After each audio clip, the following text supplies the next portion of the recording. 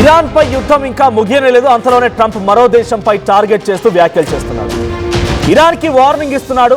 Iran లో ఉన్నటువంటి IRGC Islamic revolutionary guards and corps మీరు వెంటనే ఆయుధాలను వదలండి, మాకు సహకరించండి, మీ దేశంలో మంచి ప్రభుత్వాలను ఏర్పాటు చేస్తాం, మంచి ప్రతినిధులు ఏర్పాటు చేస్తాం, మంచిగా ప్రభుత్వాన్ని నడిపిస్తాం, మేము మీకు సహాయం చేస్తామని చెప్పి ట్రంప్ ఒకవైపు ఆఫర్లు ఇస్తూనే మరోవైపు వార్నింగ్ కూడా ఇస్తున్నాడు.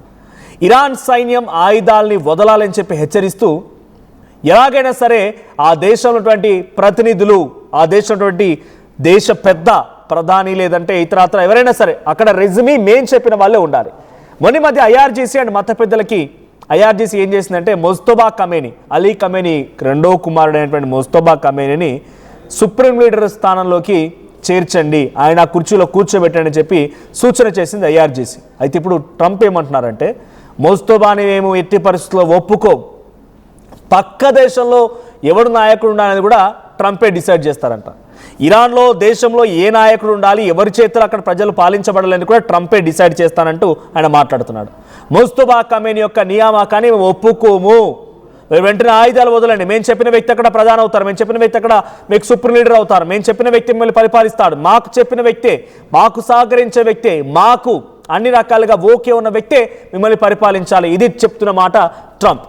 అయితే మాట వినకపోతే యుద్ధం ఇంకా ఆగదు, ఈ యుద్ధం కొనసాగుతూనే ఉంటుందని చెప్పి ట్రంప్ వార్నింగ్ ఇస్తున్నారు. ఇరాన్ పై యుద్ధం చేస్తూనే ఇంకో దేశం పైన ట్రంప్ కన్ను వేశాడు, క్యూబా. ఈ దేశం సంగతి అయిపోయిన తర్వాత మళ్ళీ క్యూబా దగ్గరికి వెళ్తాను. ఫస్ట్ ఈ దేశంలో విభేదాలని, ఈ దేశంతో యుద్ధం ముగిసిన తర్వాత నెక్స్ట్ సంగతి క్యూబా సంగతి చూస్తాను, అప్పటి వరకు క్యూబా గురించి మాట్లాడతానని చెప్పి ట్రంప్ చెప్తున్నాడు. అది ఎప్పుడు అనేది కాలమే నిర్ణయిస్తుంది, ఆ ప్రశ్నకు సమాధానం కాలమే నిర్ణయిస్తుంది. క్యూబా మీద దాడి ఎప్పుడు అనే దానిపైన ట్రంప్ రియాక్షన్ కొంత హాట్ టాపిక్గానే ఉంది. సో అనుకున్న దానికంటే వేగంగా ఇరాన్ ఆపరేషన్ని పూర్తి చేస్తాం, ఆ తర్వాత నెక్స్ట్ టార్గెట్ క్యూబా అంటూ డైరెక్ట్గా ట్రంప్ మాట్లాడిన మాటలే విందాం. All too fast, bad things happen. We're not going to let anything bad happen to this country. And anymore, I don't see it. He's doing some job, and your next one is going to be, we want to do that special Cuba. He's waiting, but he says, let's get this one finished first. We could do them all at the same time, but bad things happen. If you watch countries over the years, you do them all too fast, bad things happen. We're not going to let anything bad happen to this country. And anymore, I don't see it. He's doing some job, and your next one is going to be, we want to do that special Cuba. He's waiting, but he says, let's get this one finished first. We could do them all at the same time, but bad things happen. If you watch countries over the years, you do them all too fast, bad things happen. We're not going to let anything bad happen to this country. And anymore, I don't see it.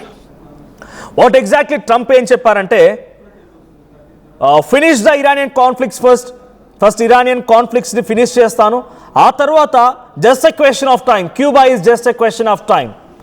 క్యూబాపై దాడి ఎప్పుడనేది ఒక question of time మాత్రమే, కాలమే సమాధానం చెప్తుంది, కాలమే సమాధానం చెప్తున్నారు.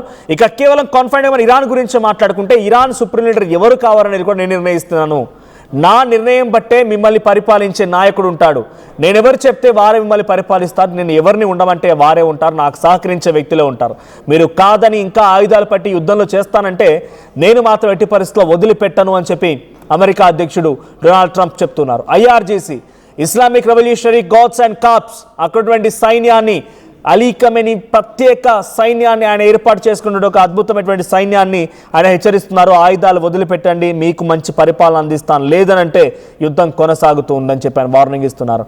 సో ఇప్పటికే కొంతమంది ప్రతినిధులను చేరుతున్నారు, అధికారులను చేరుతున్నారు, నాతో కలుస్తూ ఉన్నారు.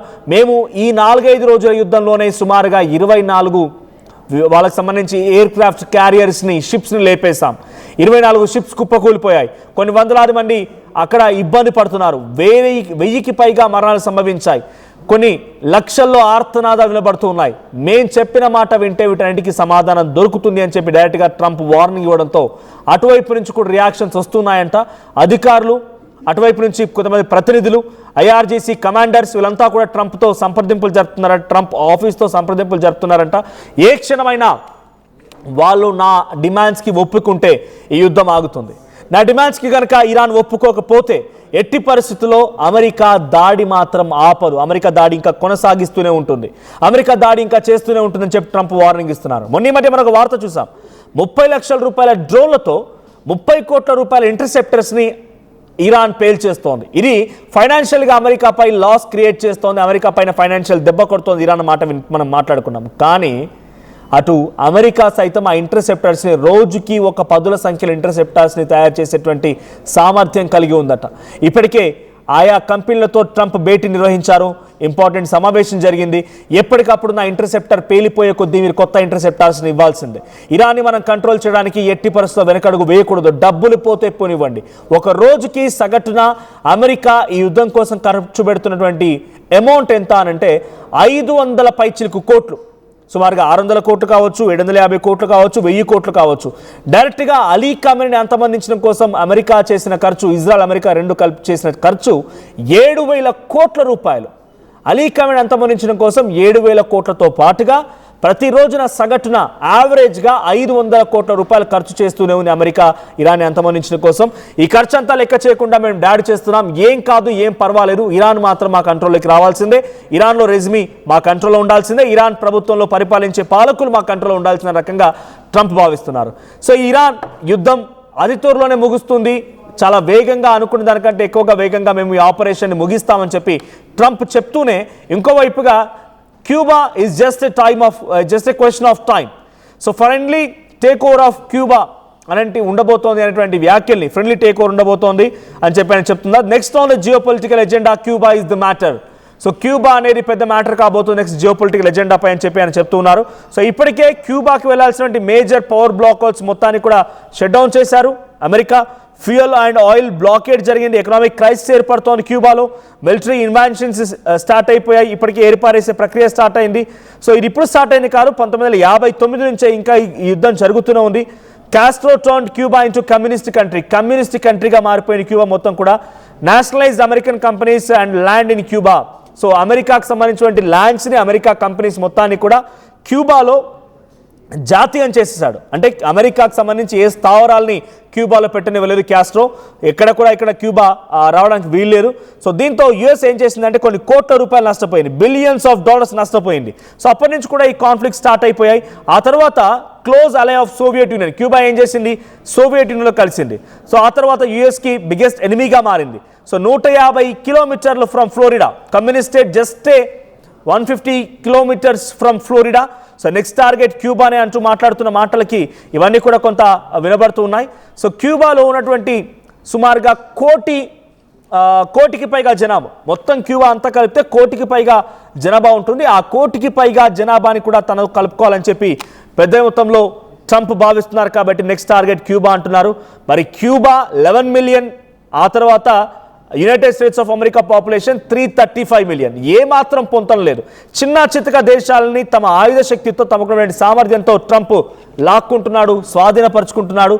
అలాగే వెనిజువెలాని స్వాధీనపరుచుకున్నాడు, గ్రీన్లాండ్ని స్వాధీనపరిచేసుకున్నాడు, తర్వాత ఒక రకంగా యుక్రెయిన్ని స్వాధీనం చేసుకున్నాడు, పాకిస్తాన్ ఇండైరెక్ట్గా స్వాధీనం చేసుకున్నాడు, ఇప్పుడు ఇరాన్పై టార్గెట్ చేశాడు. సో ప్రతి దేశాన్ని, సౌదీ, ఖతార్, కువైట్ ఇవన్నీ కూడా already under the control of America చెప్పిన మాట వింటుంటూ ఉంటాయి. సో ఇప్పుడు క్యూబాను కూడా తమలో కలిపేసుకోవాలి, క్యూబా తనకు వ్యతిరేకంగా వెళ్తుందనే భావనలో ట్రంప్ ఉన్నారు.